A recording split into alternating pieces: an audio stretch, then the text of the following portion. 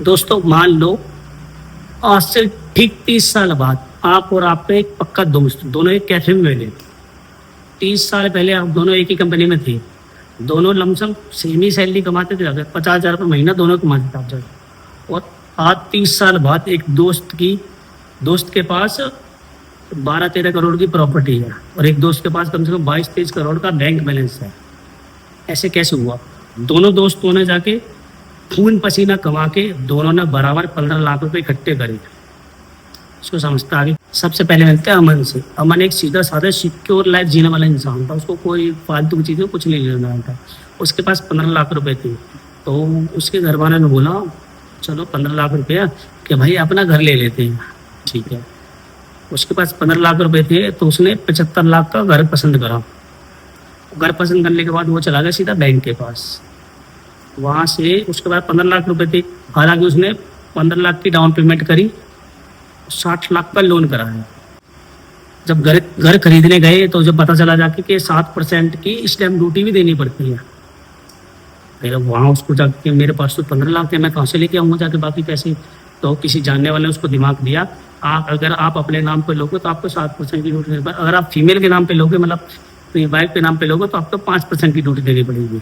उसने थोड़ा यहाँ पे दिमाग चलाया, उसने प्रॉपर्टी अपनी वाइफ के नाम पे ली, तो यहाँ 3,75,000 की स्टैम्प ड्यूटी लगी उनके वाइफ के नाम पे। तो टोटल उसका लोन कितने का हो गया? 18,75,000 रुपये का। तो 18,75,000 का लोन हो गया। 15 लाख तो उसके, हालांकि उसके पास थे 15 लाख तो उसके पास थे, इन हैंड उसके हाथ में वो 15 लाख रुपए थे उसके पास थे। बाकी 3,75,000 रुपये कहाँ से लेके आने? उसने जैसे तैसे करके किसी से इधर से लिया, प्राइवेट जो उसने उठाए, यारी दोस्ती में जैसे आजकल उठाते हैं, उसने वो सब कुछ किया। जो था थोड़ा बहुत उसने अपने घर का जो सब कुछ था उसको रखा के 3,75,000 रुपये कर लिए और घर ले लिया। अब यहाँ पे अमन ने दिमाग लगाया कि भाई मैंने घर तो ले लिया, अब इस घर का मैं करूँगा क्या? तो अमन ने दिमाग लगा, चल भाई मैंने घर तो ले लिया, अब इस घर को रेंट पे चढ़ा देता हूँ। तो लगभग हमारे देश में जाके 3 से 5% और NCR में जहाँ चला, हम 5 मान लेते जाके, तो 75 लाख की प्रॉपर्टी में जाके 31,000 का रेंट बनता है। अमन खुश हो गया। अमन ने कहा ठीक है, मैंने प्रॉपर्टी भी ली और मैं यहाँ से भी, वो कोई नहीं, मेरे को 31,000 का किराया आता रहेगा, मैं भरता लूँगा, आगे समझते हैं, उसको क्या दिक्कत हुई बात। अब अमन यहाँ तो खुश हो गया, उसने कहा भाई मैंने घर भी ले लिया, मैंने अपना घर रेंट पे भी चढ़ा दिया, सारा कुछ तो ठीक हो गया।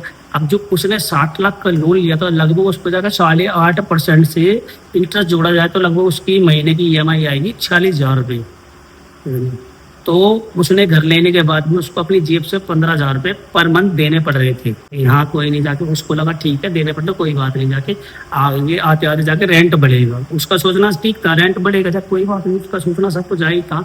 मगर जैसे जैसे रेंट बढ़ता था उस हिसाब से जो घर था उसका मेंटेनेंस भी तो मांगता था, घर की सिंचाई सब कुछ। जाके 30 सालों में घर लगभग जाके ऐसा हो जाता है कि घर को तोड़ के दोबारा बनाने की जरूरत पड़ सकती है, ऐसी घर की हालत हो जाती है।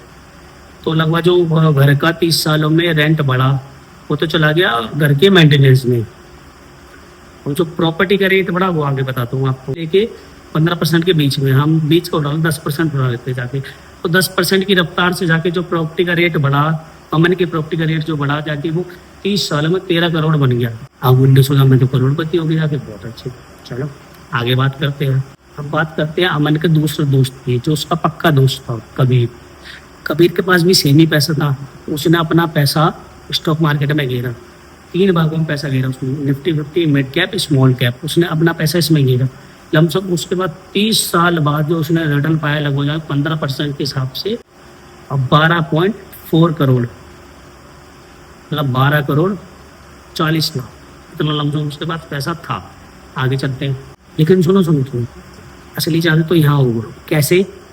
ये तो जो पैसा उसके अमन के पास था वही सेम इसके पास बचा। अमन क्या कर रहा था, पहले जाकर रेंट भर रहा था, 15,000 अपनी जेब से देता ना जाके, वही 15,000 कबीर को लगा लो। कबीर ने 15,000 की SIP चालू कर दी हर महीने, ठीक है। अब उनने 30 साल तो करा, अब जानते कितना बना? 15,000 की SIP करने से जाके लगभग 10.5 करोड़ उसका इससे बन गया, कबीर का SIP करने से।